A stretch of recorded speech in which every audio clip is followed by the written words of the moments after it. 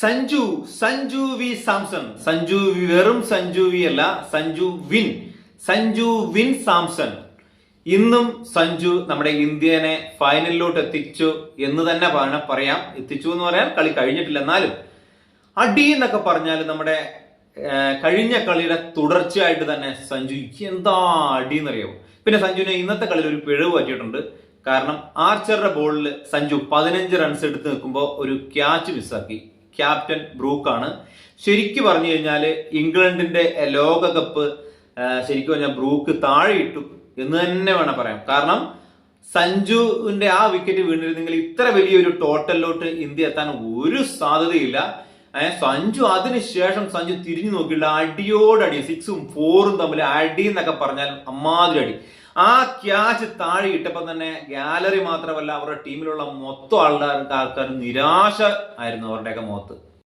കാരണമേ അവർ കളഞ്ഞത് വെറും ഒരു ക്യാച്ച് മാത്രമല്ല, ഒരു ലോകകപ്പും കൂടിയാണെന്നുള്ളൊരു ബോധം അവരിൽ എല്ലാവരിലും ഉണ്ടായിരുന്നു. ബ്രൂക്കിനായിരുന്നു ഏറ്റവും കൂടുതൽ നിരാശയും. കാരണം അറിയായിരുന്നു ഒരു ലോകകപ്പാണ് എൻ്റെ കയ്യിൽ നിന്നും വഴുതി വീണതെന്ന്. സത്യം പറഞ്ഞാൽ എന്ത് പറയലൊരു അവസ്ഥ. അതിനുശേഷം ഉണ്ടല്ലോ സഞ്ജു തകർത്തു എന്നൊക്കെ പറയാം.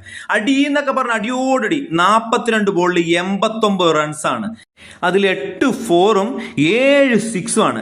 പിന്നെ സഞ്ജുവിന് നല്ല പിന്തുണയായിട്ട് 18 ബോളിൽ 39 റൺസ് എടുത്ത് ഇഷാൻ കിഷന്. ശിവൻ ദുബൈ 25 ബോളിൽ 43 റൺസ് എടുത്തു. അതേപോലെ 12 ബോളിൽ 27 റൺസ് എടുത്ത് ഹാർദിക് പാണ്ഡ്യ മികച്ച പിന്തുണ കൊടുത്തു. തിലക് വർമ്മ 7 ബോളിൽ 21 റൺസ്. അങ്ങനെ ഇന്ത്യ 20 ഓവറിൽ 7 വിക്കറ്റ് നഷ്ടത്തിൽ 253 റൺസാണ് എടുത്തത്. ആർച്ചറിനെയൊക്കെ ശരിക്കും പറഞ്ഞാൽ തല്ലിക്കൂട്ടി. 4 ഓവറിൽ 61 റൺസാണ്, 1 വിക്കറ്റാണ് ആർച്ചറിന് കിട്ടിയത്. ജാക്സന് 4 ഓവറിൽ 40-ന് 2.